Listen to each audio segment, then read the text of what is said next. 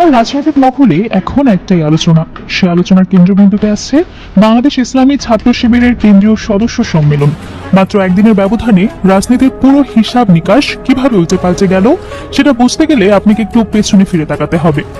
25 December Tarique Rahman দেশে ফিরলেন। পুরো বাংলাদেশ যেন একটা উৎসব মুখর আবহে ডুবে গেল। পূর্বাচলে সেই বিশাল সমাবেশ, লাখো মানুষের উপস্থিতি, মিডিয়া কভারেজ, সোশ্যাল মিডিয়ায় ঝড় তুলল বিএনপির এই জ্যেষ্ঠ নেতার প্রত্যাবর্তন।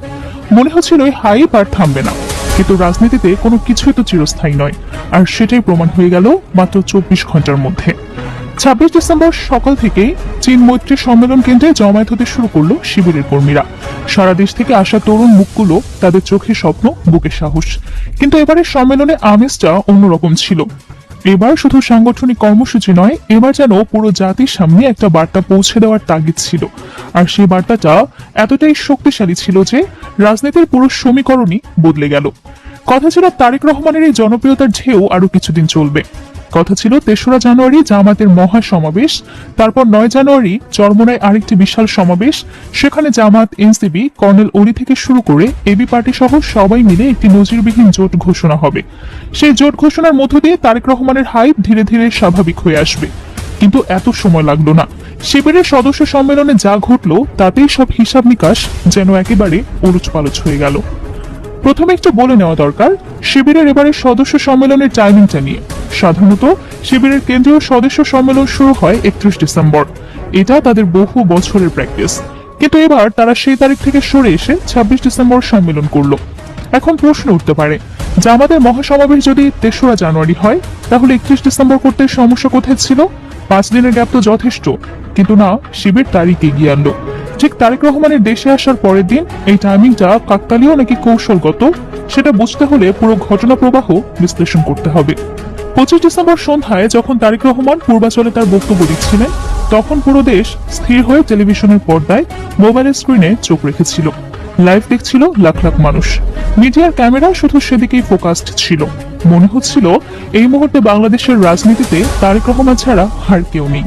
কিন্তু পরদিন সকাল থেকেই সেই গল্পটা বদলাতে শুরু করলো।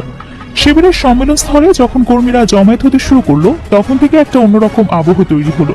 এবারের সম্মেলনের থিম, মঞ্চসজ্জা, প্রচারণার উপকরণ সবকিছুই ছিল স্বতন্ত্র। কিন্তু সবচেয়ে বড় বিষয় ছিল এবারের সম্মেলনের কেন্দ্রবিন্দুতে কে ছিলেন? শরীফ ওসমান বিন হাদি।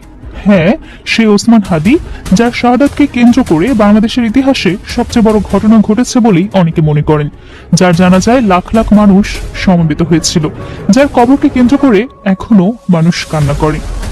গভীর রাতে, রাত 2টা-3টায় ঢাকা বিশ্ববিদ্যালয় এলাকায় মসজিদের পাশে শাহবাগে গেলে এখনো দেখা যায় মানুষ রিকশা থামিয়ে সেই জায়গায় দাঁড়িয়ে চোখের জল ফেলছে। এরকম অকৃত্রিম ভালোবাসা খুব কম মানুষের ভাগ্যেই জোটে। এটা কোনো মানুষের একার অর্জন নয়, এটা আল্লাহর রহমত। আল্লাহর সমস্ত রহমত ওসমান হাদিকে কবুল করে তার উপর ঢেলে দিয়েছেন বলেই মানুষের এত ভালোবাসা পেয়েছে সে। শিবিরের সদস্য সম্মেলনের কভার ফটো বা মূল থিমে ছিল ওসমান হাদির সেই আইকনিক ছবি, যেখানে তিনি হাত উঁচিয়ে স্লোগান দিচ্ছেন। লেখা ছিল শরীফ ওসমান বিন হাদি, 30 জুন 1993 থেকে 18 ডিসেম্বর 2025, কেন্দ্রীয় সদস্য সম্মেলন 2025, জান দিব দিব না, বাংলাদেশ ইসলামী ছাত্র শিবির। এই একটা ইমেজই পুরো দেশের মানুষের হৃদয় ছুঁয়ে গেল। এখন একটু তুলনামূলক আলোচনায় আসা যাক। তারেক রহমান যখন ওসমান হাদির কথা বললেন, তখন তিনি তাকে পরিচয় করিয়ে দিলেন গণতন্ত্রের জন্য একজন সংগ্রামী হিসেবে। কিন্তু এখানেই একটা বড় ফাঁক দেখে গেল। ওসমান হাদিকে শুধুই গণতন্ত্রের জন্য সংগ্রাম করেছেন, তার আসল সংগ্রাম তো ছিল কিসের বিরুদ্ধে? যারা ওসমান হাদিকে চেনেন, জানেন, তার সাথে চলেছেন, তারা তো জানেন ওসমান হাদির সংগ্রাম ছিল ভারতের আধিপত্যবাদের বিরুদ্ধে, ফ্যাসিবাদের বিরুদ্ধে। এই কথাটা না বলে শুধু গণতন্ত্রের সংগ্রামী বললে ওসমান হাদির পুরো পরিচয়টাই তো অসম্পূর্ণ থেকে যায়। অনেকে বলছেন ওটা ওসমান হাদিকে অবমূল্যায়ন করা, তার পরিচয়কে বিকৃত করা। শিবির কিন্তু সেই ভুল করেননি। তারা সরাসরি বলেছেন ভারতের আধিপত্যবাদের কথা, তারা বলেছেন ফ্যাসিবাদ বিরোধী সংগ্রামের কথা। এখানেই পার্থক্য, এখানেই শিবির আলাদা হয়ে গেল। আর এই পার্থক্যটা সাধারণ মানুষের চোখ এড়ায়নি। এবার আসি শিবিরের সাংগঠনিক শক্তির কথায়। অনেকেই প্রশ্ন করেন শিবির কেন এত শক্তিশালী? ডাকসু সহ দেশের বিভিন্ন ছাত্র সংসদ নির্বাচনে কেন তারা বারবার জিতেছে? এর উত্তর লুকিয়ে আছে তাদের কর্মপদ্ধতিতে, তাদের নেতৃত্ব নির্বাচনের প্রক্রিয়ায়, তাদের গতিশীলতায়। একটা তুলনা দেওয়া যাক। ছাত্রদলের বর্তমান সভাপতি রাকিব, তিনি যখন দায়িত্ব পেলেন তখন থেকে আজ পর্যন্ত শিবিরের 3 জন সভাপতি দায়িত্ব নিয়েছেন এবং বিদায় নিয়েছেন, কিন্তু রাকিব এখনো আছেন। শিবিরের 3 জন কেন্দ্রীয় সভাপতি বদল হয়ে গেল, অথচ ছাত্র দলে সে একই মুখ। এটা কি প্রমাণ করে? এটা প্রমাণ করে যে শিবির কতটা গতিশীল, কতটা ডাইনামিক, আর ছাত্রদল সত্যি কতটা স্থবির। ছাত্রদলের ইউনিয়ন কমিটি বা জেলা কমিটির দিকে তাকান, দেখবেন এমন অনেক নেতা আছেন যাদের বয়স অনেক বেশি, চামড়া ঝুলে গেছে, দাঁত নড়ে গেছে, চোখ ভেতরে চুকে গেছে, কিন্তু তারা এখনো ছাত্র নেতা। এটা হাস্যকর না হলেও প্রশ্ন সাপেক্ষ তো বটেই। ছাত্র সংগঠনের ছাত্রত্ব শেষ হওয়ার পরেও থাকাটা আসলে কতটা যৌক্তিক? অথচ শিবিরের দিকে তাকান, তাদের নেতৃত্বে তরুণ মুখ, নতুন প্রজন্মের প্রতিনিধি, আর এই তফাৎটাই সত্যি চোখে পড়ার মতো। শিবিরের বর্তমান সভাপতি জাহিদকে দেখুন, তরুণ, প্রাণবন্ত, যুগের সাথে তাল মিলিয়ে চলতে পারেন। এই ধরনের নেতৃত্ব তরুণ প্রজন্মকে আকৃষ্ট করে। তারা মনে করে এই সংগঠন তাদের জায়গা আছে, তাদের কথা শোনা হবে। আর এটাই শিবিরের শক্তি। এবারের সম্মেলনে শিবির যে স্লোগানগুলো ব্যবহার করেছেন সেগুলো ছিল অসাধারণ ক্রিয়েটিভ। জাহিলে আধার কেটে এসেছে দিন বদলের ভেতরে, পৃথিবী আর আবার গড়তে হবে না, আজাদির ডাক। এ ধরনের স্লোগান মানুষের মনে দাগ কাটে। এটা শুধু কথার ফুলছড়ি না, এর মধ্যে একটা দর্শন আছে, একটা চেতনা আছে, আর একটা স্বপ্ন আছে। এবার আসি সম্মেলনের সবচেয়ে গুরুত্বপূর্ণ দিকে। শিবির এবারের সম্মেলনে যাদের অনুষঙ্গ বানিয়েছে তারা কারা? শহীদ পরিবার। যে পরিবারগুলো জুলাই আগস্টের আন্দোলনে তাদের সন্তান হারিয়েছে, ভাই হারিয়েছে, স্বামী হারিয়েছে, তারাই ছিলেন এবারের সম্মেলনের প্রাণকেন্দ্রে। ওসমান হাবিব ভাই বক্তব্য দিয়েছেন, আবরার ফাহাদের পরিবার ছিলেন, আবু সাইদের স্মৃতি ছিল, শাহাদাতের চেতনায় ভরপুর ছিল পুরো অনুষ্ঠান। এখন একটু পূর্বাচলের সমাবেশের দিকে ফিরে তাকানো যাক।